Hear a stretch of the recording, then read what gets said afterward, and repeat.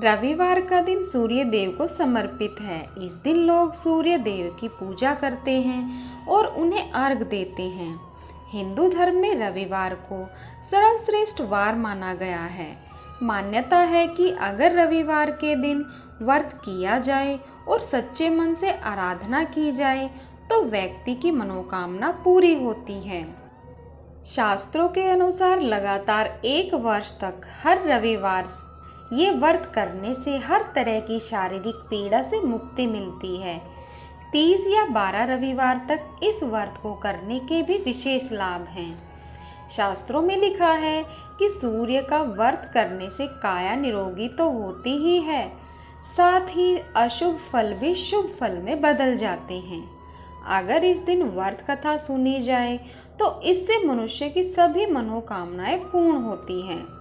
साथ ही मान सम्मान, धन, यश तथा उत्तम स्वास्थ्य की प्राप्ति भी होती है। यही नहीं, अगर किसी जातक की कुंडली में सूर्य की स्थिति ठीक ना हो तो उसे यह व्रत अवश्य करना चाहिए। इस व्रत को करने से पहले ये संकल्प जरूर लेना चाहिए कि कितने रविवार ये व्रत किया जाएगा।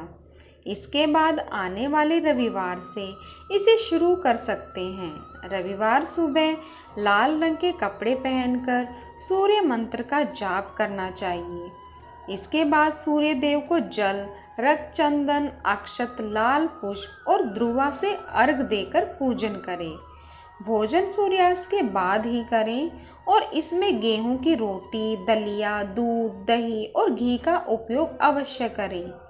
व्रत रखकर अच्छा भोजन बनाकर खाना चाहिए, जिससे आपके शरीर को भरपूर ऊर्जा मिलती रहे। भोजन में आप इन दिन नमक का उपयोग ना करें और सूर्यास्त के बाद नमक भूलकर भी ना खाएं। इस दिन चावल में दूध या गुड़ मिलाकर खाने से सूर्य के बुरे प्रभाव आप पर नहीं पड़ते। तो आइए सुनते हैं सूर्य देव व्रत की कथा। इसको पूरा सुनिएगा। प्राचीन काल की बात है, एक बुढ़िया थी जो नियमित तौर पर रविवार के दिन सूर्योदय से पहले उठकर नित्य कर्मों से निवृत्त होकर अपने आंगन को गोबर से लीपती थी, जिससे वो स्वच्छ हो सके। इसके बाद वो सूर्य देव की पूजा अर्चना करती थी, साथ ही रविवार का व्रत कथा भी सुनती थी। इस दिन वो एक समय भोजन करती थी और उससे पहले सूर्य देव को भोग भी लगाती थी। सूर्य देव उस बुढ़िया से बेहद प्रसन्न थे। यही कारण था कि उसे किसी भी तरह का कष्ट नहीं था और वो धन धान्य से परिपूर्ण थी।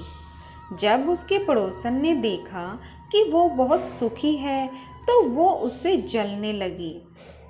बुढ़िया के घर में गाय नहीं थी, इसलिए वो अपने पड़ोसन के आंगन से गोबर लाती थी, क्योंकि उसके यहाँ गाय बंधी रहती थी। पड़ोसन ने बुढ़िया को परेशान करने के लिए कुछ सोचकर गाय को घर के अंदर बांध दिया। अगले दिन बुढ़िया को आंगन नीपने के लिए गोबर नहीं मिला। इसी के चलते उसने सूर्य देवता को भोग भी नहीं लगाया, साथ ही खुद भी भोजन नहीं किया और पूरे दिन भूखी प्यासी रही और फिर सो गई। अगले दिन जब वो सोकर उठी तो उसने देखा कि उसके आंगन में एक सुंदर गाय और एक बछड़ा बंधा है। बुढ़िया गाय को देखकर हैरान रह गई। उसने गाय को चारा खिलाया। वहीं उसकी पड़ोसन बुढ़िया के आंगन में बंधी गाय और बछड़े को देखकर और ज़्यादा जलने लगी। पड़ोसन ने उसकी गाय के पास सोने का गोबर पड़ा देखा तो उसने गोबर को वहां से उठाकर अपनी गाय के गोबर के पास रख दिया। सोने के गोबर से पड़ोसन कुछ ही दिन में धनवान हो गई। ये कई दिन तक चलता रहा। कई दिनों तक बुढ़िया को सोने के गोबर के बारे में कुछ पता ही नहीं था। ऐसे में बुढ़िया पहले की तरह सूर्य देव का व्रत करती रही और साथ में कथा भी सुनती रही। उसके बाद जिस दिन सूर्य देव को पड़ोसन की चालाकी का पता चला, तब उन्होंने तेज आंधी चला दी। तेज आंधी को देखकर बुढ़िया ने अपनी गाय को अंदर बांध दिया।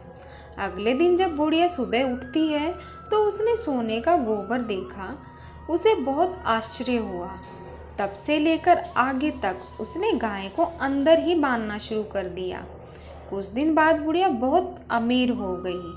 बुढ़िया की खुशी और सुखी स्थिति देखकर पड़ोसन और जलने लगी।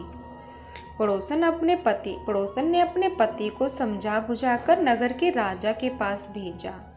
राजा ने जब सुंदर गाय को देखा तो वो बहुत खुश हुआ। सोने को गोबर देखकर उसकी खुशी का ठिकाना ना रहा।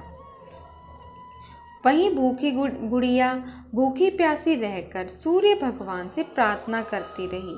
सूर्य देव को उस पर करुणा आई। उसी रात सूर्य देव राजा के सपने में आए और उससे कहा कि हे राजन, बुढ़िया की गाय व बछड़ा तुरंत वापस कर दो।